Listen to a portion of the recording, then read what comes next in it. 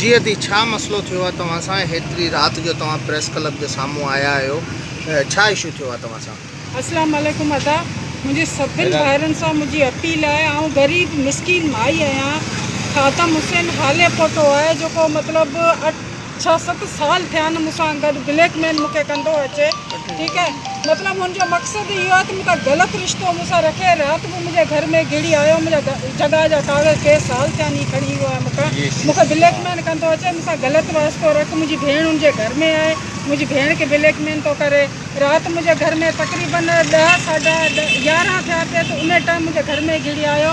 मुंहिंजी इज़त में न अची हथ विधाइनि, पाड़े वारा गवाहनि, पाड़े वारनि मूंखे छॾायो आहे। ठीकु है, तो मुझा कपड़ा वपड़ा उन फाड़े बाक़ायदे सां। ठीकु है, ऐं बस वारनि खे मुंहिंजी अपील आहे त मूंसां इंसाफ़ कयो वञे। ऐं ग़रीब मिसकीन माई आहियां, बेवा माई आहियां, मुंहिंजो केरु बि कोन्हे अलाह खां सवाइ दुनिया में। ऐं केॾा वॾा लॉकडाउन ही रस्तो आयो त आउं हिते हली आयसि। ठीकु है, हाणे हिननि जे मथां FIR कटी वञे। ही लोफर माण्हू आहे। ठीकु है, ख़ादम हाले पोटो है अदा, मुरीद आहे। ख़ादम कुछ भी कोन कंदो आहे, लोफर पहिरें नंबर जो। किथे जो रिहाइशी किथे असल हिंगोर ने जो है हींअर अली टालपुर टाउन में किराए जी जगह ते वेठो आहे। अच्छा, ऐं तव्हांजी रिहाइश किथे आहे? मुंहिंजी भी अली टालपुर टाउन में ही आहे रिहाइश अदा, मुंहिंजी पंहिंजी संधी जगह आहे। न ही जेको तव्हांजी जगह में रहे थो या तव्हांजे साम्हूं को पाड़े में रहे थो? टी गली में किराए ते रहे थो।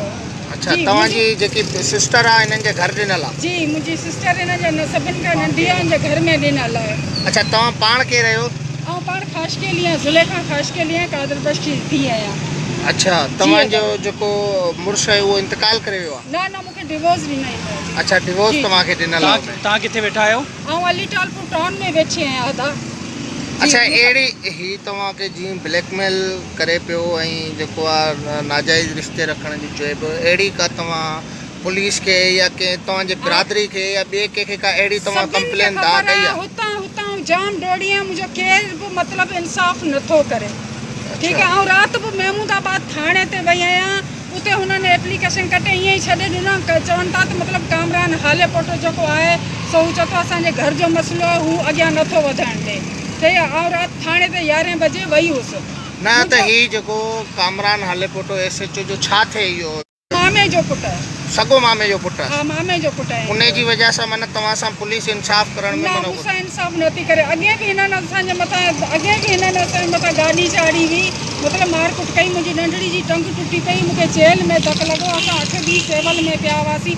तॾहिं बि आउं SP जी ऑफिस में वियसि, महमूदाबाद थाणे ते बसि, मुंहिंजो को बि इंसाफ़ थियो। ऐं मजबूरन हिते आहियां। मुंहिंजा अदा 4 ॿार आहिनि, मुंहिंजा 4 ॿार आहिनि, 3 न्याणियूं आहिनि। मुंहिंजो अकेली घर में रहंदी आहियां। ठीकु है, मुंहिंजो दाद फ़रियाद कयो वञे, मुंहिंजो इंसाफ़ कयो वञे मूंसां अदा। ऐं ग़रीब मिसकीन माई आहियां। ठीकु है, हिनखे ॿधो वञे बसि, ॿियो कुझु बि न थिए। हिनखे लॉकअप में अंदरि कयो वञे, हिनखे ख़ादम हुसैन हाले पोटे खे। गुज़िश्ता राति तव्हांजे घर में ज़बरदस्ती दाख़िल थियो? कल राति मुंहिंजे घर में आयो आहे, तक़रीबन 10-11 जो टाइम हो। ऐं थाणे ते वई आहियां, मुंहिंजो को बि इंसाफ़ कान थियो।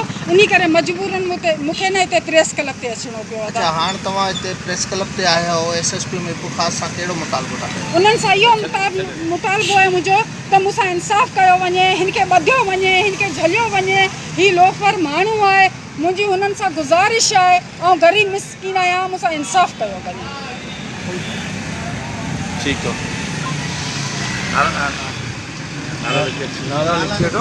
नाज़रीन, ये मज़लूम औरत जो है वो महबूब ख़ास प्रेस क्लब पर सरापा एहतजाज है। आला अख्तियारियों से जो वो मुतालबा कर रही हैं कि इनके साथ इंसाफ़ किया जाए।